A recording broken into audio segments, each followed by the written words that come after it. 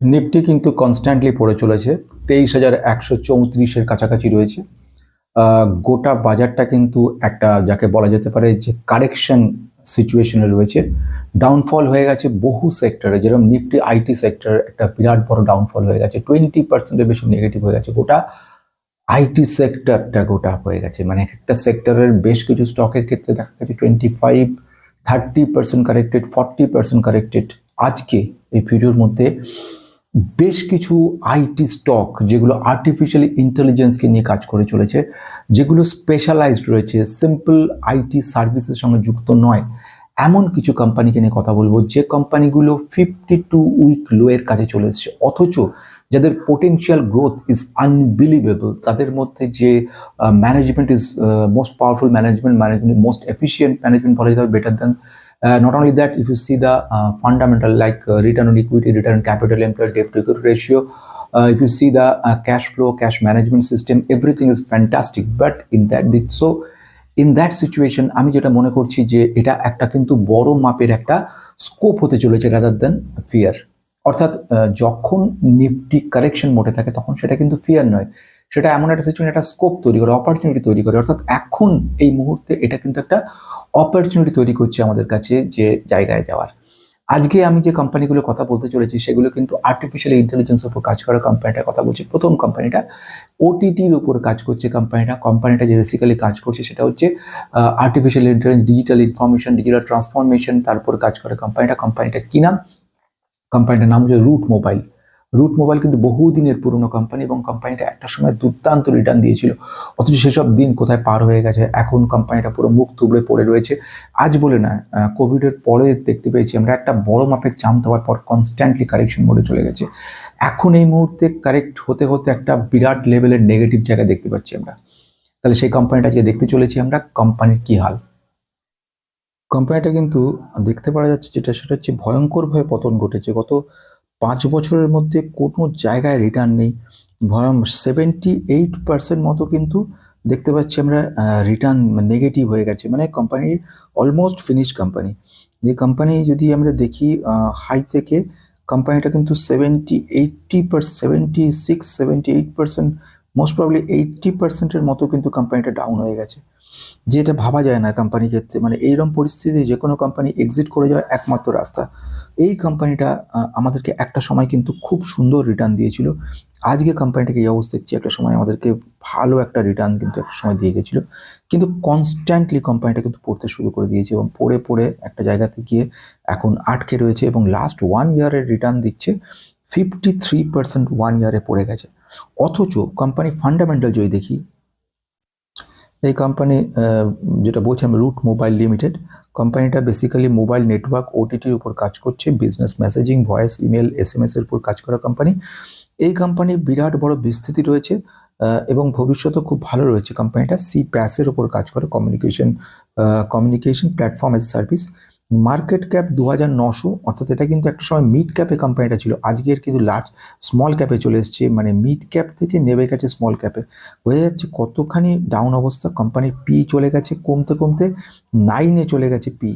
এবার যদি ইন্ডাস্ট্রিজ পির সঙ্গে কখনো কম্পেয়ার করে দেখবে 18 হচ্ছে ইন্ডাস্ট্রিজ পি। স্বাভাবিক ঘটনা, পড়তে পড়তে কি অবস্থা হয়ে গেছে।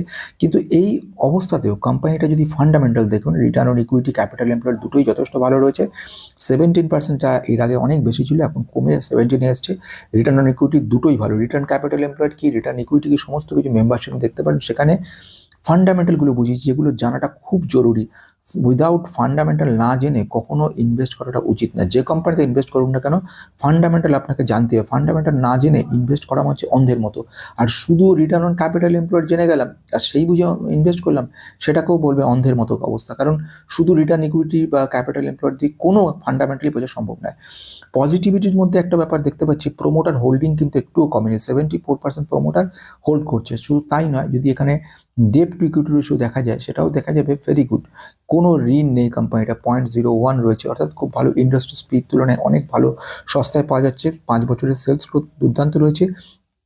এতটা ডাউন হওয়া সত্ত্বেও কিন্তু গ্রোথ লেভেলে কোনো হ্যাম্পার হয়নি। পিইজি কিন্তু ভালো জায়গায় রয়েছে। পিইজি কি সেটা নিয়েও বলেছি। রিটার্ন ওভার 5 ইয়ার্স নেগেটিভ, যেটা আমরা আগেও কথা হয়ে গেছে। এখানে ফ্রি ক্যাশ ফ্লো কিন্তু 485 কোটি টাকা পজিটিভ, এগুলো ভালো ইঙ্গিত করে। আমি সোজা যাব প্রোমোটারের জায়গায়।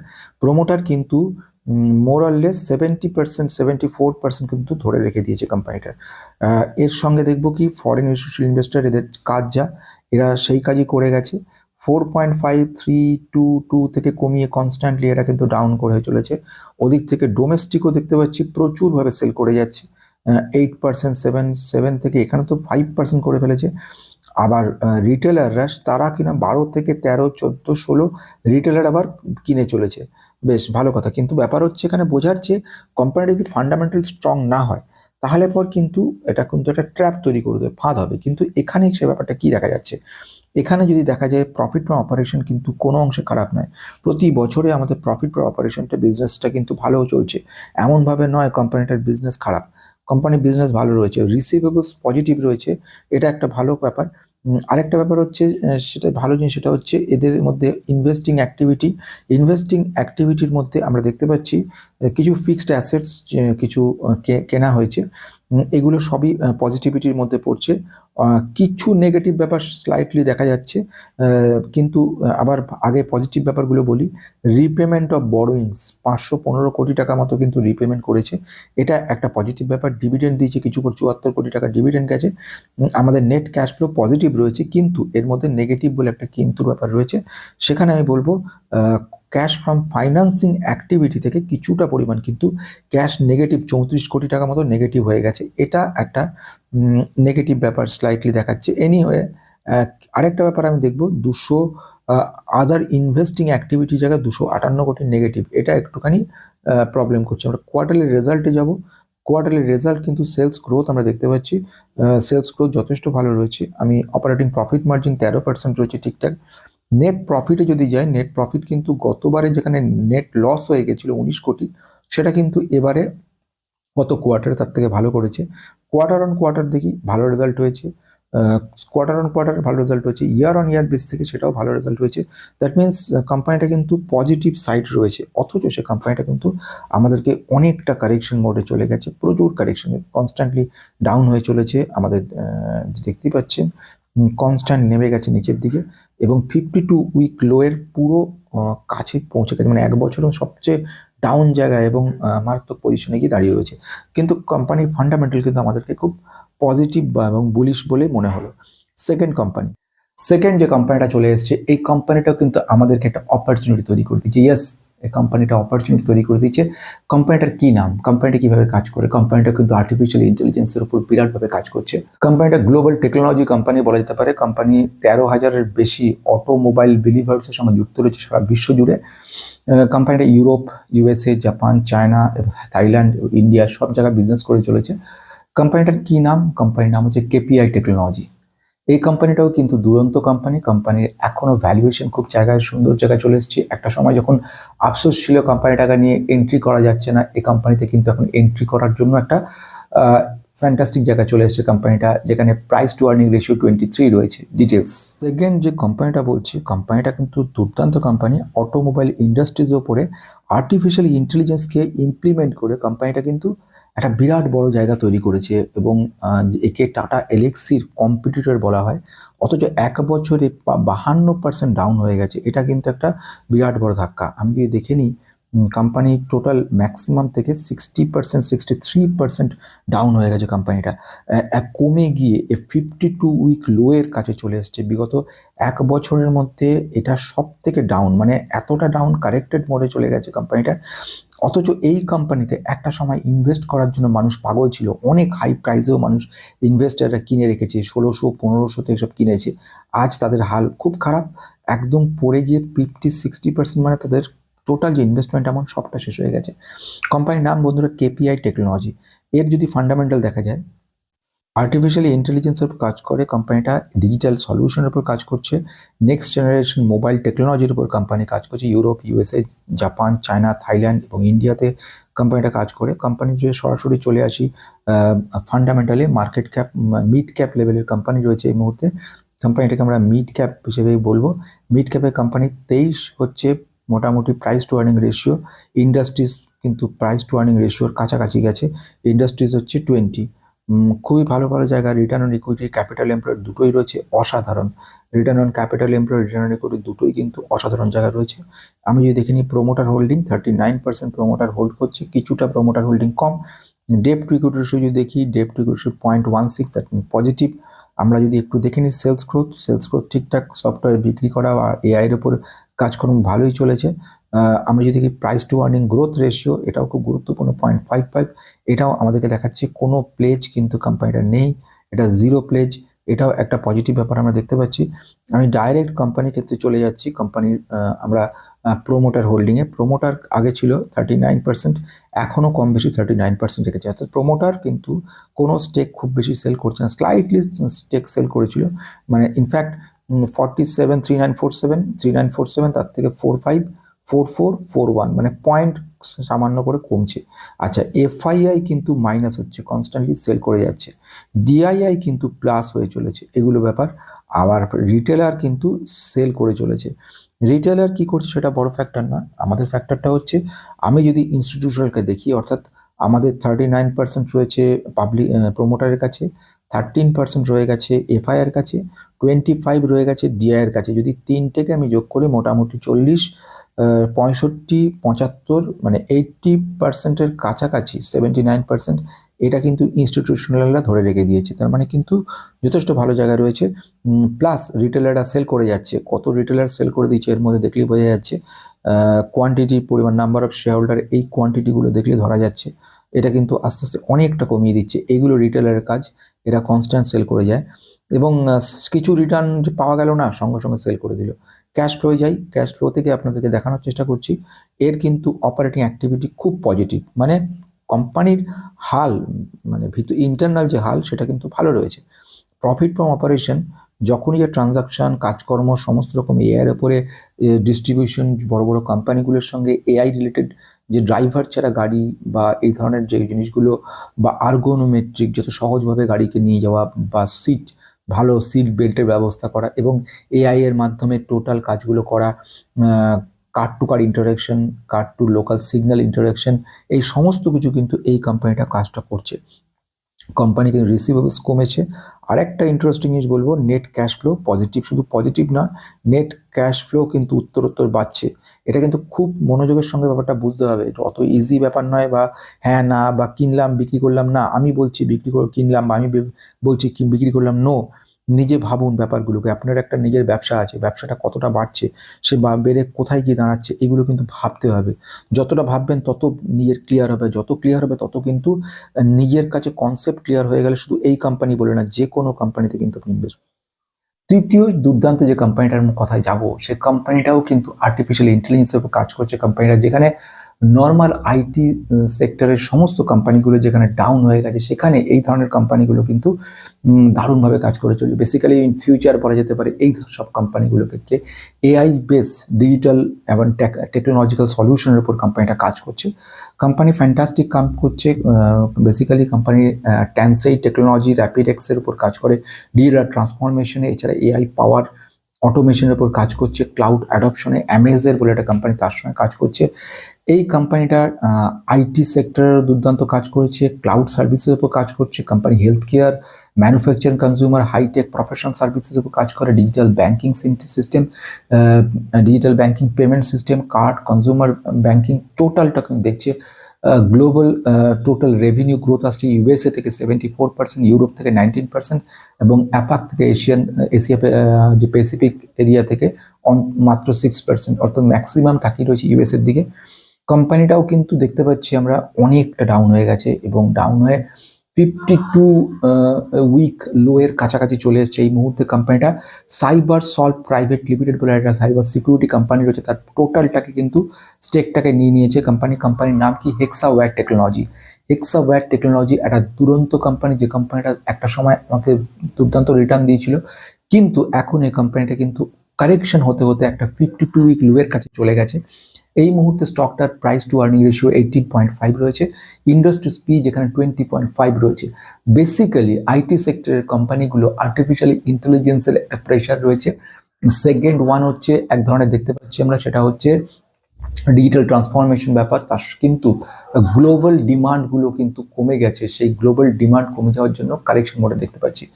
সো আই থিঙ্ক ফিউচারে এই ধরনের কোম্পানিগুলো আমাদেরকে বিরাট ভালো রিটার্ন দিতে পারে। কোম্পানিটা দেখে নিই। আমি যে কোম্পানিটার কথা বলছি আজকে, সেটা খুব সাংঘাতিক অবস্থা হয়েছে কোম্পানিটার। তৃতীয় কোম্পানি বলা যেতে পারে, বিগত 5 বছর ধরে সব শেষ হয়ে গেছে কোম্পানি।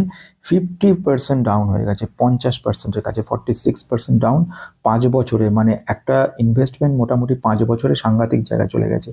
এবার যদি ম্যাক্সিমাম দেখি ইনভেস্টমেন্ট 50%-এর অ্যাবভ হয়ে গেছে মোটামুটি, হ্যাঁ 49.43, 50% ডাউন হয়ে গেছে কোম্পানিটা। আজকে যে কোম্পানি 800 টাকার ওপরে যে কোম্পানিটা ছিল, সেই কোম্পানিটা আজকে 440-এ চলে গেছে, আর্ধেকেরও কম। 52 উইক লোয়ের একদম কাছে গিয়ে আমরা দেখতে পাচ্ছি কোম্পানিটা দাঁড়িয়ে রয়েছে। মোটামুটি 400-তে গিয়ে যদি 52 উইক লো আমরা দেখতে পাচ্ছি, 900 থেকে 400 যাওয়া, বোঝা যাচ্ছে কোথায় গেছে। আর এখন কোম্পানিটা ট্রেড করছে 440-এ, মানে একদম 52 উইক লোয়ের কাছে পৌঁছে গেছে কোম্পানিটা। কোম্পানির নাম হচ্ছে হেক্সাভার টেকনোলজি, আর্টিফিশিয়াল ইন্টেলিজেন্সের একটা অসাধারণ কোম্পানি। কিন্তু কোম্পানি ফান্ডামেন্টাল কি বলছে? ফান্ডামেন্টাল বন্ধু বুঝতে গেলে প্রথম ঘটনা জানতে হবে হেক্সাভার টেকনোলজি কি কাজ করে। এআই বেসড ডিজিটাল সলিউশনের উপর কাজ করছে কোম্পানিটা।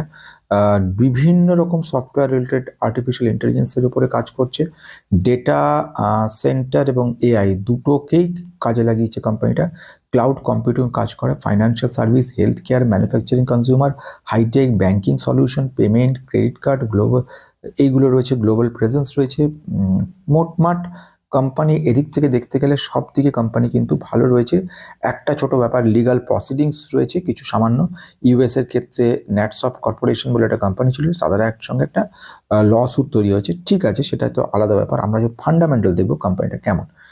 এই কোম্পানি কিন্তু স্মল ক্যাপ নয়, এই কোম্পানি কিন্তু লার্জ ক্যাপে চলে গেছে। 26,000 কোটির কোম্পানি চলে গেছে। কোম্পানিটা তাও কারেক্টেড হয়ে আরও বেশি ছিল, সেটা কমেছে। এর পিতেই দেখবো, পি হয়ে গেছে 18-তে, 18.5। ইন্ডাস্ট্রিজ পি যেখানে আমরা দেখতে পাচ্ছি কত, ইন্ডাস্ট্রিজ পি রয়েছে 20, মানে আন্ডার ভ্যালুড কোম্পানি। কোম্পানিটা এই মুহূর্তে যদি দেখি, return capital employed 30, return on equity 24.9, unbelievable. আরেকটা জিনিস লক্ষ্য রাখো, এই কোম্পানিগুলো সলিড কেন বলছি, প্রোমোটার কিন্তু 74% প্রোমোটারের হোল্ডিং দ্যাট কোম্পানি। লক্ষ্য করে দেখো, বাকিটা কিন্তু 74%, 62 ছিল, তারপরে 91 থেকে 74।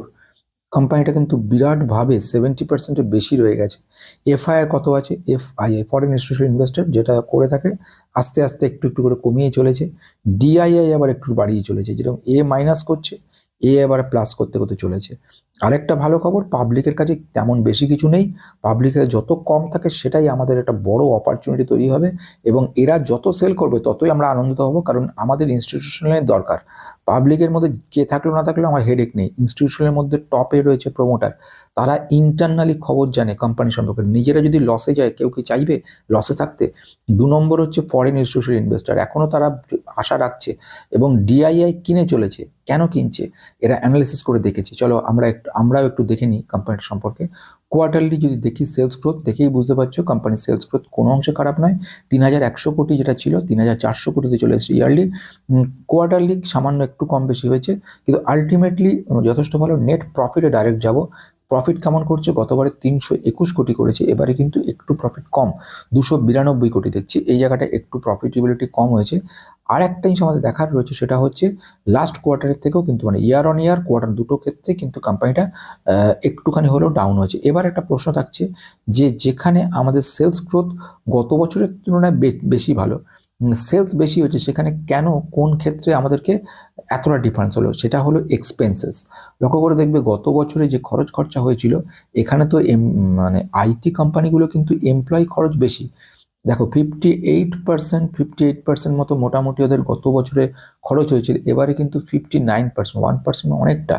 এই খরচ খরচাগুলো বেশি হওয়ার কারণের জন্য দেখতে পেলাম এক্সপেন্সটা কিন্তু গত বছর তো অনেকটা বেশি হয়েছে। 2,600 কোটি যেটা ছিল সেটা হয়ে গেল 2,700 কোটি, ধরে নিই যদি 3,100 কোটি। মানে এক্সপেন্সটা অনেক বেশি হয়ে যাওয়ার জন্য কিন্তু প্রফিটটা অনেকটা কমে গেছে। কিন্তু তার মানে খারাপ হয়েছে, তার মানে নেগেটিভ ব্যাপার, তা কিন্তু নয়। আমরা দেখে নিই প্রফিট বিফোর ট্যাক্স 326 কোটি ছিল, গত বছর 417 কোটি ছিল। তো এনিওয়ে এখনো পর্যন্ত প্রফিট যদি ইয়ার বা কোয়ার্টার কোয়ার্টার দুটো ক্ষেত্রে ডাউন হয়েছে, কিন্তু এক নাম্বার হচ্ছে প্রোমোটার হোল্ডিং খুব ভালো জায়গায় রয়েছে। এবার আসছি অ্যাক্টিভিটির মধ্যে, লক্ষ্য করে দেখো প্রফিট ফ্রম অপারেশন কিন্তু প্রতিবারে খুব সুন্দর রয়ে গেছে, এটা একটা ভালো ব্যাপার। রিসিভেবলস কমিয়েছে এরা, এটা একটা ভালো ব্যাপার। এবার দেখবো ইনভেস্টিং অ্যাক্টিভিটির মধ্যে ফিক্সড অ্যাসেট সামান্য পরিমাণ আছে, কিন্তু ইনভেস্টমেন্ট কিছু কিনেছে, 1400 কোটি টাকা ইনভেস্টমেন্ট কেনা হয়েছে কোম্পানির ক্ষেত্রে। এবার আমি দেখি ফাইন্যান্সিং অ্যাক্টিভিটির মধ্যে খুব গুরুত্বপূর্ণ পয়েন্টগুলোর মধ্যে ডিভিডেন্ড 700 কোটি টাকা ডিভিডেন্ড পেমেন্ট হয়েছে, এটা একটা ব্যাপার। ইন্টারেস্ট কিছু পেমেন্ট করেছে লোনে। আমরা আরেকটুখানি লোনের দিকে যাব, লোনটাও জানা জরুরি, যেটা দেখা হয়নি। জেপ টু ইকুইটি রেশিও এখানে হচ্ছে 0.11, মানে একদম নেগলিজেবল রয়েছে। দ্যাট মিনস সব ক্ষেত্রেও কোম্পানিটা কিন্তু আমার যেটা মনে হয়েছে যথেষ্ট ভালো রয়েছে। শুধু দুটো পয়েন্ট, এক নম্বর দেখলাম কোয়ার্টারলি রেজাল্টের ক্ষেত্রে, কোয়ার্টারলি রেজাল্টে আমাদের খুব একটা ভালো রেজাল্ট করতে পারিনি, কিন্তু বাকি দিয়ে সব ভালো রয়েছে। ব্যালেন্স শিটে যদি যাই, ব্যালেন্স শিটে বরোইংসের পরিমাণটা কিন্তু কিছুটা হলে বাড়ানো হয়েছে, এটা একটু নেগেটিভ ব্যাপার, বরোইংস রয়েছে। But other way cash flow যেরকম খুব ভালো রয়েছে, প্রোমোটারের হোল্ডিং ভেরি গুড রয়েছে, 70% অ্যাবভ প্রোমোটার হোল্ড করে রেখে দিয়েছে বছর পর বছর, এটা একটা পজিটিভ খবর শোনাচ্ছে। প্লাস ঋণের পরিমাণ খুব কম রয়েছে, return equity capital both are very good রয়েছে। এই জিনিসগুলো কিন্তু আমাদেরকে খুব পজিটিভভাবে, প্লাস কোম্পানিটা এখন আন্ডার ভ্যালুড রয়েছে। So I think this is a very good opportunity. যদিও এখানে আরেকটা নেগেটিভ ব্যাপার, PEG price two earning growth একের থেকে কম থাকলে ভালো, যেহেতু গ্রোথের পরিমাণ তুলনামূলকভাবে কমেছে, সেই জন্য কিন্তু আমাদের এইখানে পিইজিতে একটা ইম্প্যাক্ট পড়েছে। আমি মনে করছি তিনটে কোম্পানি খুব সুন্দর রয়েছে। তিনটে কোম্পানিকে দেখে নেওয়া হলো, তিনটে কোম্পানির দুরন্ত এরকম বেশ কিছু কোম্পানি আমাদেরকে অপরচুনিটি দিচ্ছে। যদি ভবিষ্যতে এই ধরনের ভিডিও এক্সপেক্ট করে থাকেন, তাহলে পর কিন্তু লাইক এবং শেয়ার করে দেন, যাতে ভবিষ্যতে এই ব্যাপারগুলো নিয়ে এগোতে পারি। আজকের মতো।